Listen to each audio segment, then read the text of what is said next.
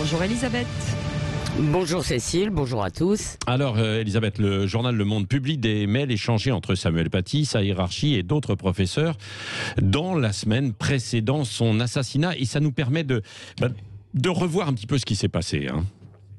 Oui, parce que ces mails, enfin ces extraits, retracent un incident qui est devenu banal à l'école publique, les protestations d'élèves musulmans et les pressions de leurs parents qui ne sont pas contents de l'enseignement, et aussi les efforts de l'institution pour arranger les choses. Donc je rappelle que les 5 et 6 octobre, donc 10 jours avant d'être assassiné, Samuel Paty a montré à ses classes de 4e 2 caricatures de Mahomet en proposant aux élèves qui le souhaitaient de fermer les yeux ou de sortir. Et puis il leur a expliqué qu'il n'y avait pas de blasphème en République. Donc les jours suivants, il y a eu de l'agitation, les élèves, les parents, des plaintes, des vidéos ont commencé à circuler sur les réseaux sociaux et le rectorat a dépêché un inspecteur pour calmer le jeu. Oui, et que nous apprennent ces emails échangés alors ?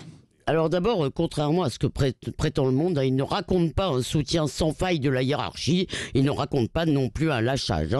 Tout le monde fait preuve de compréhension avec le professeur, mais tout de même, ils sont tous d'accord, y compris lui-même. Il a commis une maladresse, c'est le terme de la principale, puisqu'il a blessé. Lui, il n'est pas question de blessure, il est question de rage, mais bon. Lui reconnaît une erreur humaine, ce sont ses termes. Ouais. Alors on ne sait pas si cette erreur, c'est d'avoir montré les caricatures ou d'avoir proposé aux élèves de sortir, un peu des deux sans doute.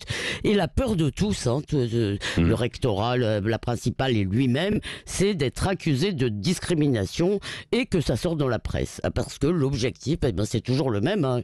Je rappelle qu'on est évidemment, on ne connaît pas l'issue, donc c'est pas de vague, donc il s'agit d'apaiser les parents. En revanche, il y a une discussion assez vive parmi les professeurs. Alors Le Monde publie seulement 2 messages qui sont très critiques à l'endroit de leurs collègues.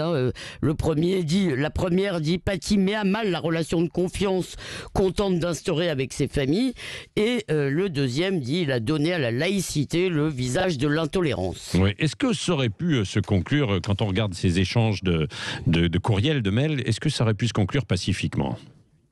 C'est ce qui se passe en fait dans la plupart des cas, dans l'écrasante majorité des cas. Nous n'en entendons pas parler et ça se termine dans le fond par une reddition de l'école, plus ou moins enrobée, et par une victoire islamiste. Et d'ailleurs au début, quand l'affaire commence le mardi ou le mercredi, il est un peu ironique, il dit en somme on me reproche de ne pas les avoir obligés à regarder, mais très vite il est beaucoup plus désabusé.